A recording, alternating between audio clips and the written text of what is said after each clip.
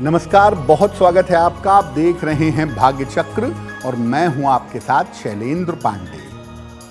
जीवन में बहुत बार ऐसी स्थिति आ जाती है कि पहला विवाह टूट जाता है, भंग हो जाता है और हमें दूसरा विवाह करना पड़ता है।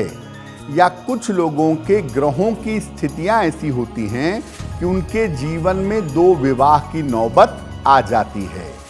आज बात करेंगे कि दो विवाह के बारे में ज्योतिष क्या कहता है और अगर आप दूसरा विवाह करने जा रहे हैं स्थितियों परिस्थितियों की वजह से, तो आप किन बातों पे ध्यान बनाए रखेंगे। देखिए, हर व्यक्ति का तो दो विवाह नहीं होता, लेकिन कुछ व्यक्तियों का, महिलाओं का, पुरुषों का दो विवाह भी होता है। तो आखिर कब किसी व्यक्ति का दो विवाह होता है, ग्रह इसमें कैसी भूमिका निभाते हैं, किन ग्रहों की वजह से दो विवाह की संभावना बन जाती है। अगर कुंडली के सप्तम भाव में द्विस्वभाव की राशि हो, यानी मिथुन लग्न, कन्या लग्न, धनु लग्न और मीन लग्न, यहां पर दो विवाह की संभावना थोड़ी ज्यादा हो जाती है। कुंडली के विवाह स्थान का स्वामी अगर द्विस्वभाव की राशि में हो, मिथुन, कन्या, धनु या मीन में बैठा हो विवाह का स्वामी, तो भी दो विवाह की संभावना बनेगी। अगर विवाह के स्वामी ग्रह का, सप्तम भाव के स्वामी ग्रह का राहु से संबंध बन जाए तो ये भी दो विवाह करवा देता है। अगर किसी कुंडली में शुभ ग्रह बहुत कमजोर हो और पाप ग्रह जरूरत से ज्यादा मजबूत हो, तो पाप ग्रहों की मजबूती होने पर भी दो विवाह की संभावना बन जाती है।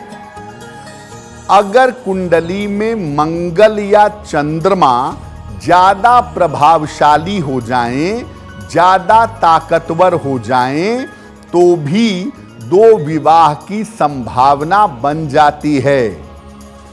अगर आपके जन्म का मूलांक 2 है, 4 है, 6 है या 8 है, तो दो विवाह की संभावना आपके लिए बन सकती है। अब मान लिया कि आपकी कुंडली में ऐसे ग्रह हैं जो ये बता रहे हैं कि आपके दो विवाह हो सकते हैं। ऐसी स्थिति में क्या करें? देखिए, सही महादशा में और सही अंतरदशा में विवाह करें। एक सामान्य नियम कहता है कि अगर केतु की दशा हो या विवाह के तुरंत बाद केतु की दशा आने वाली हो, तो विवाह को कुछ समय टाल देना चाहिए। जिस ग्रह की वजह से दो विवाह की संभावना बन रही है, उस ग्रह की शांति कराइएगा और विवाह हो जाने के बाद उसी व्यक्ति के साथ एक बार किसी धर्म स्थान पर जाकर फेरे ले लें या कम से कम सिंदूर दान एक बार और कर लें किसी धर्म स्थान पर उसी व्यक्ति के साथ। विवाह के समय पीले वस्त्र धारण करिएगा, बहुत अच्छा होगा।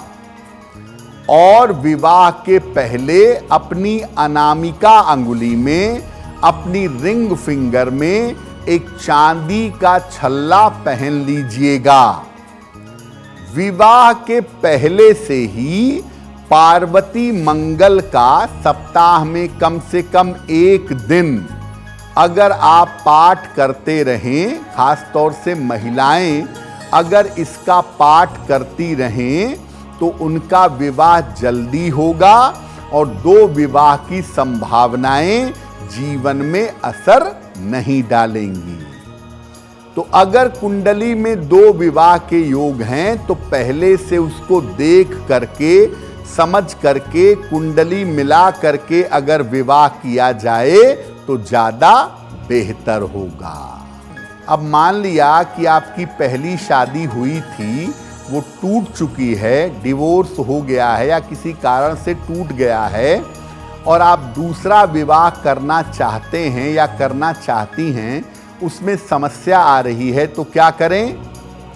रोज सवेरे 1 लोटे जल में जरा सी हल्दी मिला करके वो जल सूर्य भगवान को अर्पित करिएगा। सुबह और शाम दोनों समय 108 बार गायत्री मंत्र का जप करिएगा। हर शुक्रवार को शिवलिंग पर सफेद फूल अर्पित करिएगा, लेकिन केतकी का फूल अर्पित नहीं करेंगे। अपनी पहली शादी के जो कपड़े हैं, जो चीजें हैं, उनको हटा दीजिएगा, क्योंकि अगर उनको लंबे समय तक अपने पास रखेंगे तो दूसरा विवाह होने में दिक्कत आएगी, और दूसरे विवाह करने में अगर अड़चन आ रही है तो सलाह लेकर के एक ओपल धारण करिएगा, आपके लिए बहुत अच्छा रहेगा।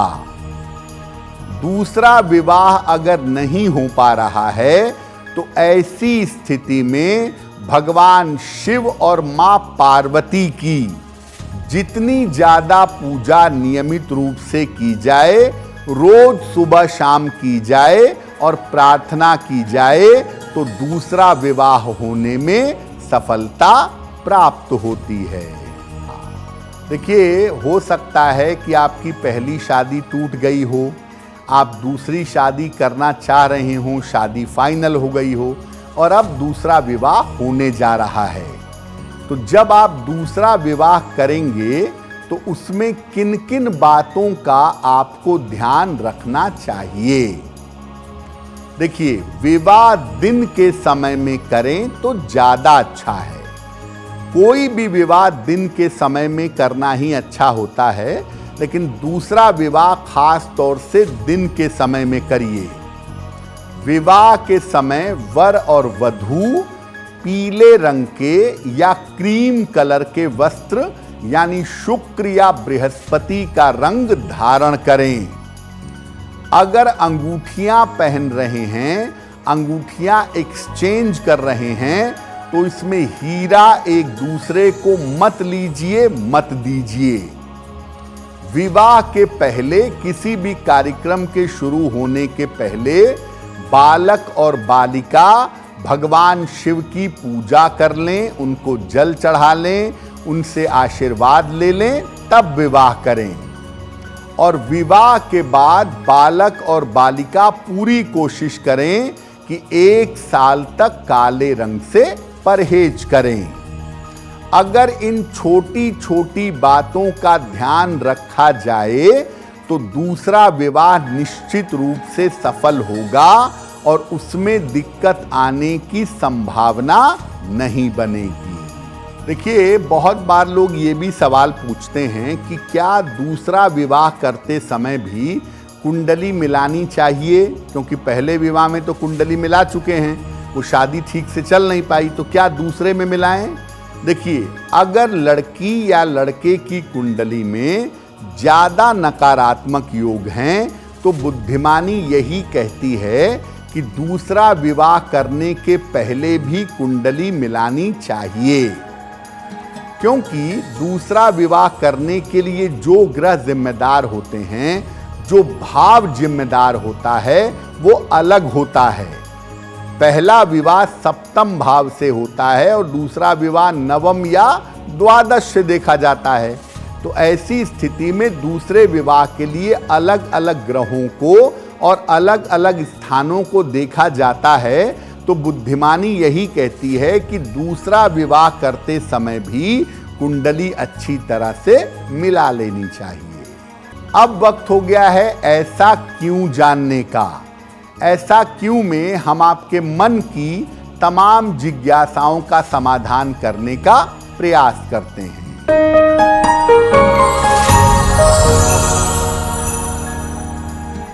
लोगों का ऐसा कहना है कि नए कपड़े, आभूषण, श्रृंगार की सामग्री, सुहाग की चीजें शुक्रवार को खरीदनी चाहिए। ऐसा क्यों? देखिए, एक तो शुक्रवार का दिन शुक्र ग्रह से संबंधित है, दूसरा शुक्र पवित्र ग्रह है और जीवन में आनंद, खुशियां और शुभता ले आता है। तो जब आप शुक्रवार के दिन कपड़े खरीदते हैं या आनंद की चीजें खरीदते हैं तो उससे जीवन में खुशियां आती हैं। और जब सुहाग की सामग्री महिला या पुरुष खरीदते हैं तो उससे वैवाहिक जीवन अच्छा बना रहता है। इसी वजह से कहा गया है कि शुक्रवार के दिन कपड़े, आभूषण और सुहाग की सामग्री खरीदना अच्छा होता है। अगर आप मुझसे जुड़ करके अपनी समस्याओं का समाधान चाहते हैं और चाहते हैं कि आपकी समस्याओं को ज्योतिष के माध्यम से सुलझाया जाए तो आप हमसे संपर्क कर सकते हैं, जुड़ सकते हैं एस्ट्रो तक पर।